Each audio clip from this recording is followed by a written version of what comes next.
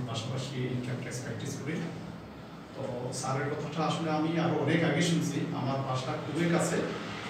আমার কিছু নিজের কিছু দুর্বলতা ছিল যে যাবো কি যাবো না, কী হবে না হবে, এ নিয়ে একটা নিজের মধ্যে একটা দ্বিধাদ্বন্দ্ব ছিল, আসলে আরও পাবো কি না।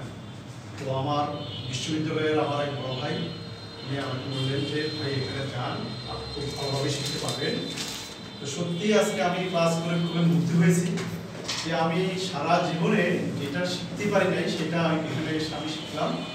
ইভেন আমি গত 5-6 মাস আগে আমার জায়গা জমি নিয়ে এত ঝামেলায় পড়ছি, দেখা গেছে আমি যে খরচা বুঝি না, দলিল বুঝি না, খতিয়ান বুঝি না, বিএস কোনটা, আরএস কোনটা, এসএ কোনটা, এই যে খতিয়ানগুলোর যে একটা ধারাবাহিকতা আছে আমি কিছুই বুঝি নাই। এখানে এসে আমার সব কিছুই কিন্তু আমি অন্তত আমি নিজেরটা তো অন্ত করতে পারবো এবং ভালোভাবে আমি বুঝছি। এত অল্প সময়ে স্যার এত সুন্দর করে বুঝিয়েছেন আমাদেরকে এবং কীভাবে খতিয়ান থেকে অংশহারে বের করতে হয়, এটা খুবই ভালো লাগছে যে এত অল্প সময় আমি শিখছি।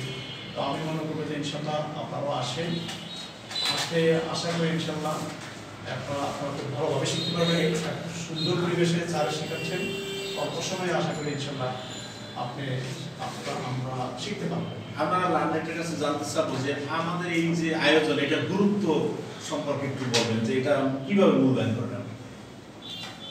এটা গুরুত্ব আসলে আমি একজন আইনজীবী হিসেবে বলবো যে আসলে আমারই দরকার না, এটা তো আসলে সবারই দরকার।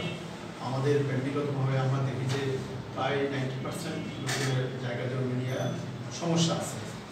এই বিষয়গুলো যদি আমাদের সবাই যদি অন্তত এই ফাউন্ডেশনগুলো যদি আমরা জানি যে সিভিল লর যে সাধারণ যে জ্ঞানটা যদি আমরা যদি স্যারের কাছ থেকে আমরা যদি অর্জন করতে পারি, তাহলে আমরা মনে করবো যে আমাদের ব্যক্তি জীবনেও এটা অনেক কাজে লাগবে। দুর্ভাগ্য হলো আমি অ্যাডভোকেসি পেয়েছি, এলএলবি করলাম, এলএলএম করলাম, জেনারেল লাইনে পড়াশোনা করলাম। এলএলবি এলএলএম করার পরে অ্যাডভোকেসি নেওয়ার পরেও কিন্তু আমি এই জায়গা সম্বন্ধে এই বিষয়গুলি আমি জানতাম না, যেটা আমি আমি আজকে এখানে এসে অল্প সময় শিখছি এবং আমি এটা মনে করবো যে সবাইয়ের দরকার আছে।